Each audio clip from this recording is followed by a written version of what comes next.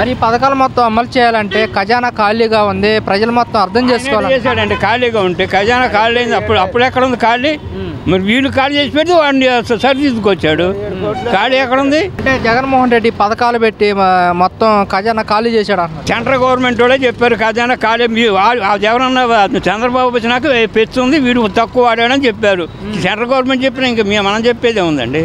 మరి చంద్రబాబు నాయుడు గారు ఇలా అంటే ఎంతోటి కరెక్ట్ అంటారు? ఏమండి ఒకప్పుడు చేశాడు 14 సంవత్సరాలు, ఎవరికి ఇచ్చాడు? ఒకటి ఇచ్చాడా?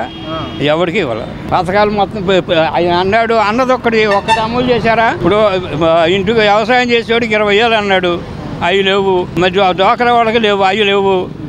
ఆయన ఎగ్గొట్టినా కూడా ఇప్పుడు కట్టాడు చంద్రబాబు, జగన్ కట్టాడు.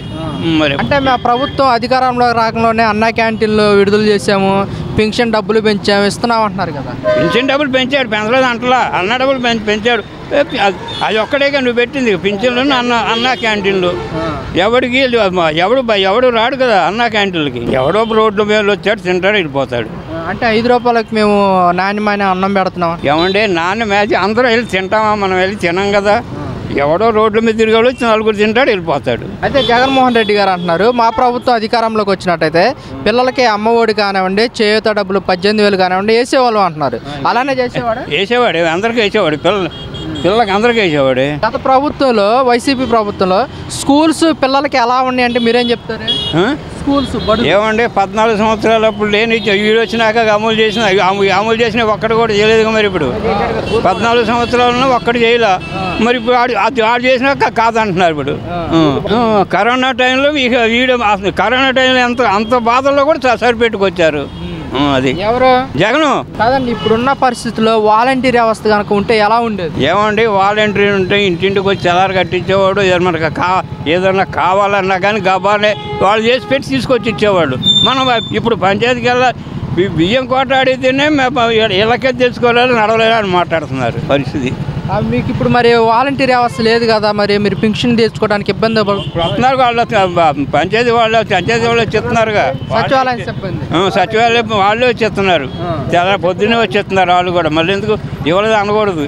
గత వైసీపీ ప్రభుత్వంలో వాలంటీర్స్ మీకు ఎలాంటి సేవలు అందించారంటే మీరేం చెప్తారు? వాళ్ళు ఉన్న ఇప్పుడు మునుపు జగన్ ఉన్నాక పేరు వచ్చింది. అక్కడ పడవలు వేసుకెళ్ళి భోజనాలు ఇచ్చి పొట్లాలు ప్యాకెట్లు ఇచ్చేవాడు. ఇప్పుడు ఎవరికైనా ఇచ్చారా? ఇక్కడ సింగనగర్ మునిపోతే ఎవరైనా ఇచ్చారా? అందరూ అన్నారు. దాని మీద నుంచి పొట్లాలు వేసి ఏరుకోవాలా చచ్చారు వాళ్ళు. డ్రోన్స్ ద్వారా మేము ఆహారం అందించాం. డ్రోన్లు అక్కడ ఎవరికైనా కనపడ్డాయి డ్రోన్లు. కొంతమందికి అందిని, కొంతమందికి అందల. అది ప్రభుత్వం మరి మొత్తం విఫలం అయిపోయింది, వరద బాధితులకి సాయం అందించట్లేదని జగన్మోహన్ రెడ్డి గారు అంటున్నమాట. అందట్లేదు. మరి ఎవరికి ఇచ్చాడు? అవన్నీ మునిగిపోయి ఇప్పుడు ఎప్పుడే ఎవరుగా వాళ్ళు సెంట్రల్ గవర్నమెంట్ ఇవ్వాలి, ఇచ్చినాక అప్పుడు ఇస్తాడు. ప్రకటించాడు కదా ఎకరానికి 10,000 అని. 20,000 ఇస్తాను, 10,000 ఇస్తాను నాకు. ఇప్పుడు మరి కొట్టు పిల్లలు కూడా 10,000 అన్నావు. ఇంకెక్కడా జగన్మోహన్ రెడ్డి చేసినా ఆయనే చేశాడు. ఈయన 14 సంవత్సరాలు చేశాడు. ఏముంది? ఏమీ లేదు. అంతే.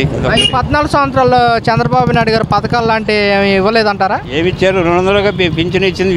వీడు వస్తానన్నాక నాకు అప్పుడే పెంచింది. 1,000 రూపాయలు పెంచాడు. అప్పటి నుంచి మరి 2,000 అన్నాడు, మళ్ళీ పెంచారు. అది ఆడొచ్చినాక పెంచి పింఛన్లు పొంచన్లు అన్నీ.